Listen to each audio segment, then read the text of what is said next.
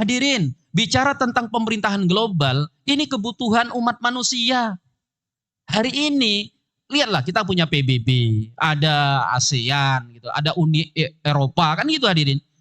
Kalau di zaman busur panah, masyarakat itu butuh kepada pemerintahan global, apalagi di zaman rudal balistik hari ini. Kalau di zaman orang masih pakai merpati pos, gitu kan, itu mereka sudah butuh kepada pemerintahan global dan pernah ada pemerintahan global, apalagi di zaman WA hari ini. Lebih butuh hadirin. Cuma masalahnya Anda suka di bawah pemerintahan versi sekuler atau versi Islam. Kan gitu hadirin. Fair-fair aja. Jangan kemudian menggunakan satu istilah yang kita benci padahal kita nggak memahami maksud istilah tersebut. Kenapa misalnya orang menolak khilafah? Ya karena sekuler. Kenapa sekuler? Ketika dia pandang bahwa agama tidak boleh ngatur-ngatur soal negara.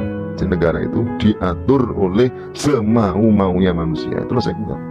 Sebenarnya kalau mau kita renungkan, sekularisme itu kan ajaran tuh. Ajaran itu benda mati itu makhluk hidup. Makhluk hidup atau benda mati nih. Ajaran itu loh. Ajaran itu nggak punya kekuatan apa-apa. Coba bayangkan ketika satu hukum Islam aja tegak, contoh, menutup aurat misalnya, maka berapa banyak bisnis daripada oligarki dunia yang bakalan tutup. Fashion, media, hiburan, hotel, itu baru hukum menutup aurat. Gimana kalau riba? Kira-kira apa yang bakalan hancur? Bank, investasi, saham, forex, indeks, falas, segala macam. Itulah makanya setiap aktivitas penegakan syariat, mereka akan halangi. Lu masih nggak percaya? Tanya ChatGPT. Kalau kita berbicara tentang keagungan Nabi Muhammad, kita diingatkan akan keagungan syariat Nabi Muhammad SAW.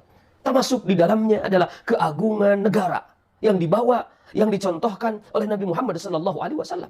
Negara yang dirintis oleh Nabi, negara yang diwariskan oleh Nabi SAW kepada umatnya adalah negara paling mulia dalam lintasan sejarah. Nabi tidak mewariskan sistem republik. Nabi tidak mewariskan sistem kerajaan.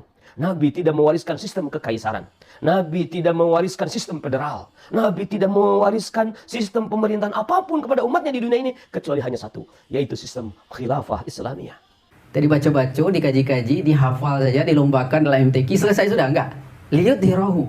Agar dimenangkan seluruh din. Ada pada saat itu ada Romawi, Persia, itu dikalahkan semua.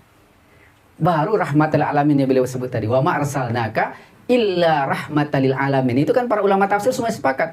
Dan tidaklah kami utus engkau Muhammad bukan hanya sekedar kayak Rasulullah Nabi Muhammad, tapi dengan syariat Islam yang beliau bawa, yang beliau terapkan, itulah yang pada akhirnya rahmatan lil alamin. Jadi Al-Quran itu adalah yang harus menjadi solusi dalam kehidupan kita. Al-Quran itulah yang harus membasmi seluruh penyakit-penyakit yang ada di tubuh umat hari ini. Salah satunya dalam persoalan ekonomi, dari sistem ekonomi kapitalisme itu harus dicerabut, diganti dengan sistem ekonomi Islam itu.